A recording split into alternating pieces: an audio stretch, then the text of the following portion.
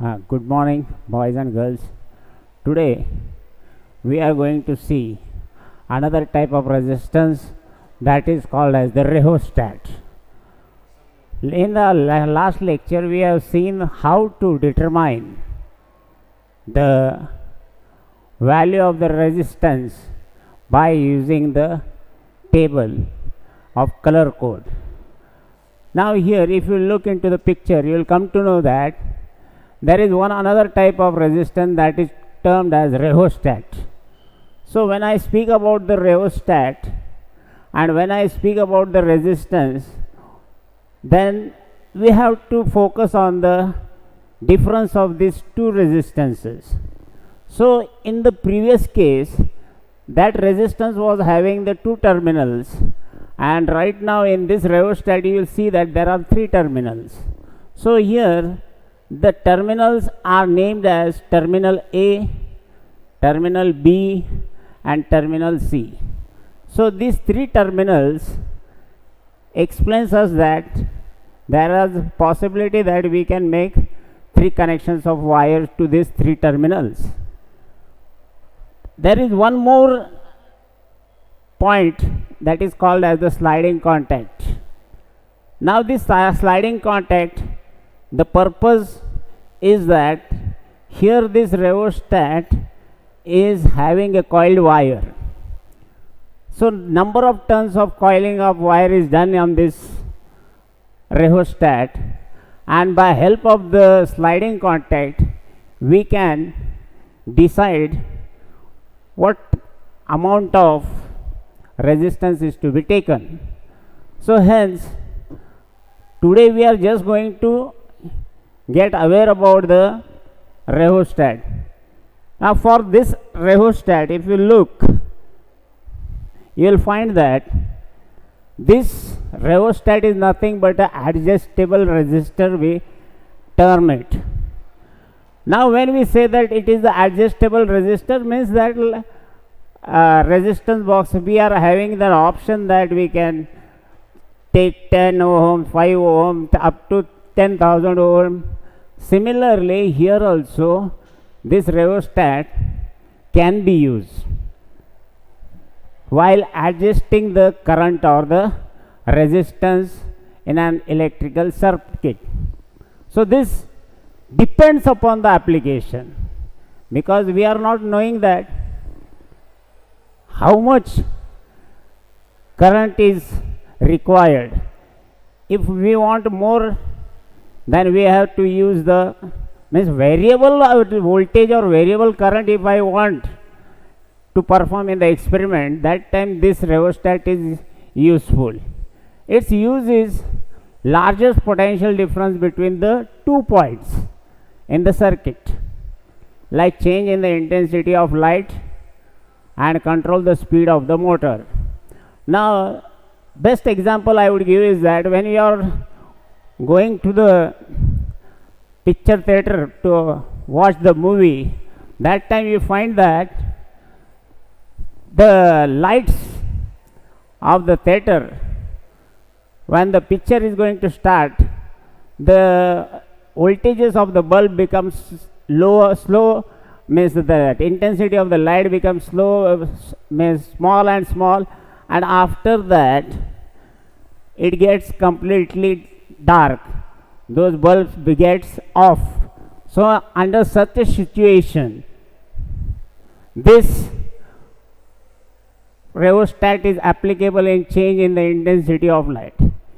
When during the movie, when the interval time comes, this starts increasing the current, and therefore the number of bulbs get lighted, and then total theater or that hall gets lighted up. So you find that rheostat helps in changing the intensity of light and also control the speed of the motor. Same principle is there. Now what is the element used in manufacturing the rheostat? So in that situation we say that metal wire is required, or a ribbon is required, or a carbon film, or conducting liquid. Either of this is used depending upon the application. So this is how the rheostat is been introduced to our level, and this level tells us that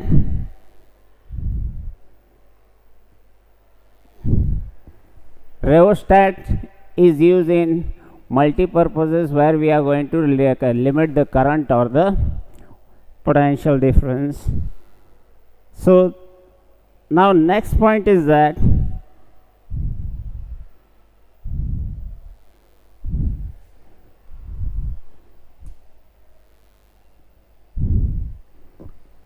resistance. Now when we are going to make use of the carbon resistor, in this circuit, if you look, you will find that there are two resistors used, R1 and R2.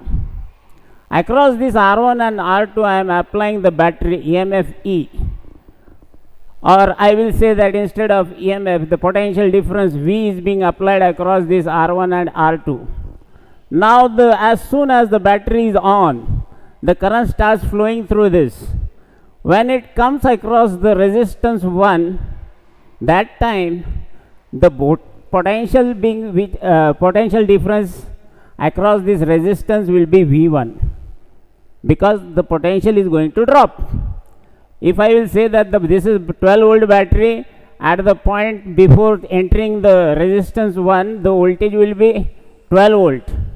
Suppose it decreases by 2 volt, so it becomes 10 volt, and this 10 volt will be given to the second resistance, and when this enters, and suppose again there is a drop of 2 volt, so it will be 8.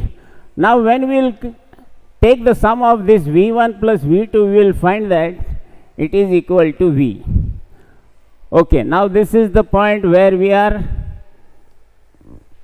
explaining the breakup of the voltage V into V1 and V2. So total V is equal to V1 plus V2.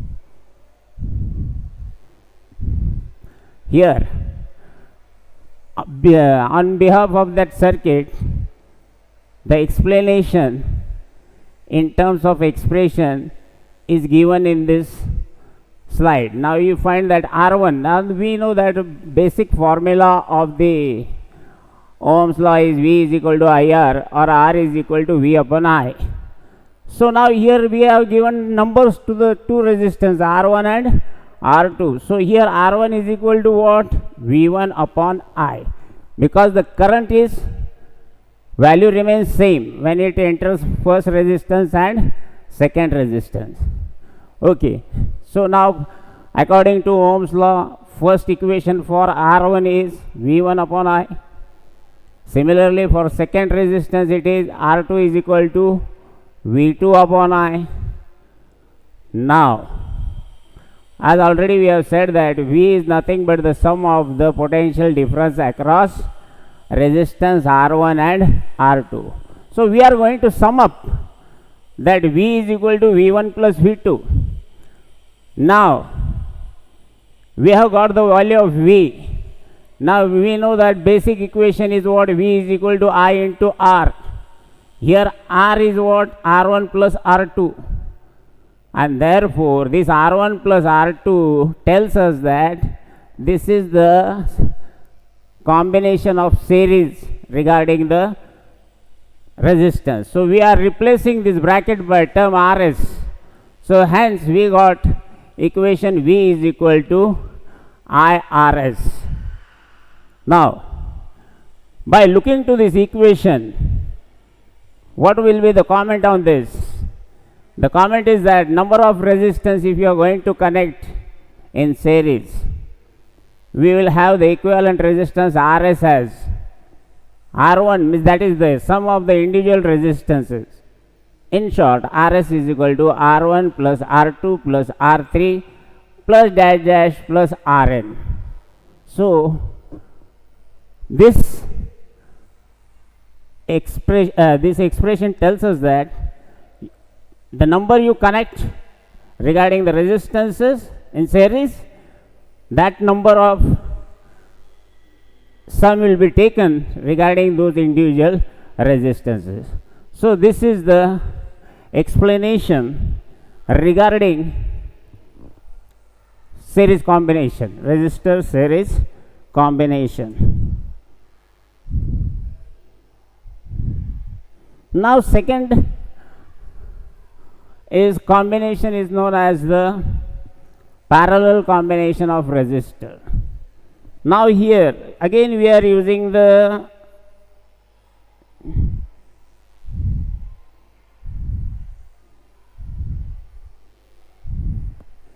now you will come to know that previous circuit was having two resistance in series. Now we are connecting in parallel. What is mean by parallel combination? Here you see that R1 and R2 both are connected at a common point, and other end of both the resistances are connected to the other common point, and across this we are applying the voltage V. So now if you look here, V will be same across R1 and it will be same across R2, but current when it comes to this point it get divided into two half.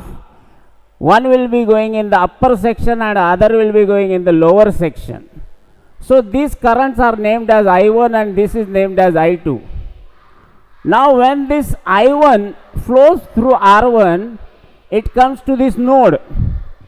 Similarly, second I2 current flows through R2, it again meets at the node. This means that now I1 and I2 they are coming together with each other, and hence we say that it is a sum of I1 plus I2. Hence I is equal to I1 plus I2. Now next, coming to the expression. Here, now already I have said I is equal to I1 plus I2. We note it by equation number 1. Now, same principle of Ohm's law applying to R1 and R2. So, we get V is equal to I1 R1. Second, V is equal to I2 R2. Or, you may write like this also. I1 is equal to, this R1 will come under V. Therefore, V upon R1. This is another style in terms of, because equation 1 if you will see that I will need I1 value, I will need I2 value. So from this equation I am drawing out I1 and I2. So here putting this equation number 2 and equation number 3 in 1, we get I is equal to V upon R1 plus V upon R2. Now here we have seen that the numerator is having the common value V. So we take the common value and in the bracket it remains 1 upon R1 plus 1 upon R2. 1 upon R1 plus 1 upon R2 you have studied in the 9th or 10th standard that it is regarding the parallel combination. So we represented it by RP. Finally, if we see that equation 1 becomes V upon RP, if I is V upon RP, I1 V upon R1 plus V upon R2. Now on both the sides we find that V is common, so we are going to cancel out those V terms. Remainder is 1 upon RP is equal to 1 upon R1 plus 1 upon R2.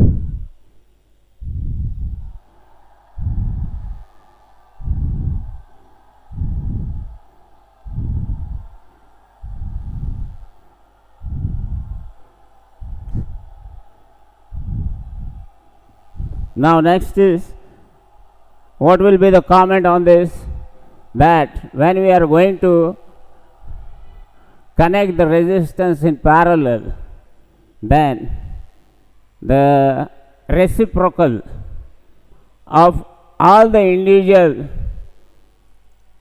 resistances will be equal to 1 upon Rp.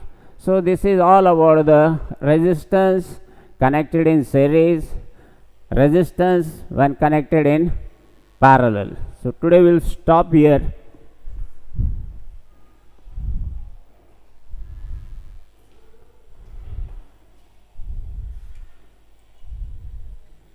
Hmm. Mm-hmm.